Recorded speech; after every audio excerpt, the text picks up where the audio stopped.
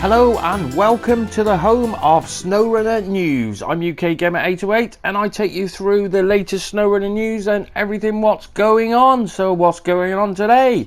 Well, we've had another update on PTS, which is 10.3, and we have lots of bug fixes. So it looks like, well, phase 2 is cracking on. That's we've had an update once a week at the moment, which is pretty going. Fair play for the devs for getting it out there. So what has been going on with the patch notes? I'll run through what the changes are. So ongoing polishing of the Yukon maps, updated model of the KRS-58 Bandit, which is in the video, and then fixed a bug when players were unable to complete the reinventing the old mines contract, disabled blur for packed vehicles, bug fix for when buildings can be disassembled where marked on the minimap after the watchtower is opened, another bug fix when particles of mud from under the truck were darker than mud on the ground in some locations, another bug fix when cargo was left at the production site disappeared after relaunching the title. Bug fix on the Caterpillar 77G and the TH357, which were available before the tasks were completed. The amount of creative materials is now displayed in the crafting menu. Players can now complete truck delivery tasks while the truck is secured on the trailer. Bug fix for some parts of the trucks were twitching if the TAA option or the initializing setting was enabled. Optimized driving on breakable ice. The Cat 770G can now be packed in a trailer. Fixed a bug with the incorrect behavior of packed vehicles in the Azov 4220 Antarctic body. Support option to enable disable all subscribed mods in the browser. Fixed a bug when the trailer detached from the truck every time the player completed a stage in the task telemetry. Then supported proper 8-slot trailer capacity in UI. That's cool, that is 8-slot trailer. Tweaked unloading zone for power line maintenance objective.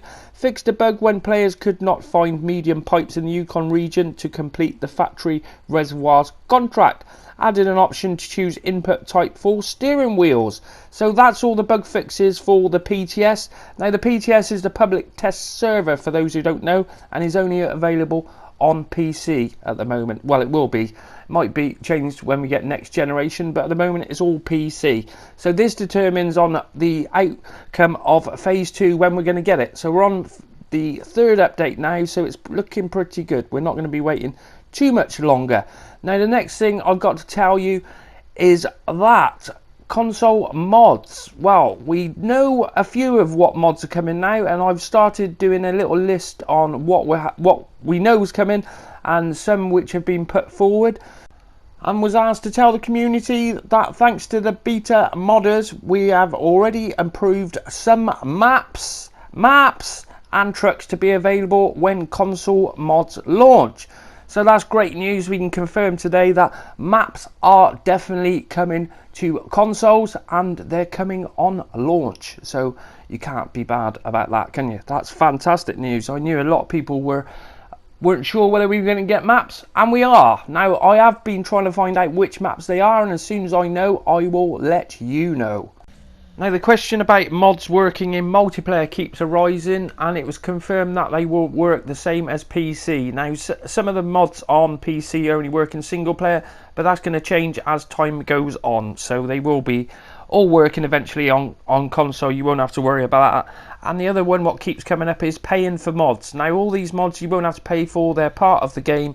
You'll only have to pay for paid DLCs, and if you've got the season pass, then you'll get the extra content included in that anyway, but you won't have to pay for them with real money. It's all in-game money.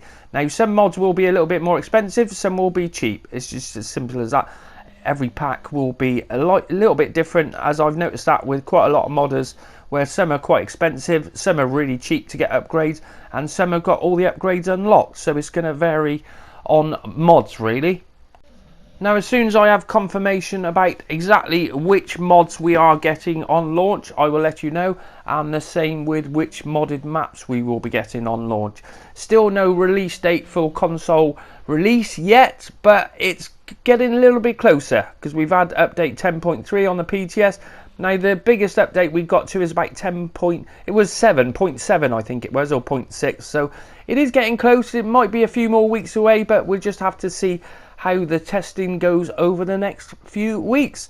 Righto, that's it for today's SnowRunner news. I hope you've enjoyed this episode, and if you did, I will see you on the next one. Thanks for watching.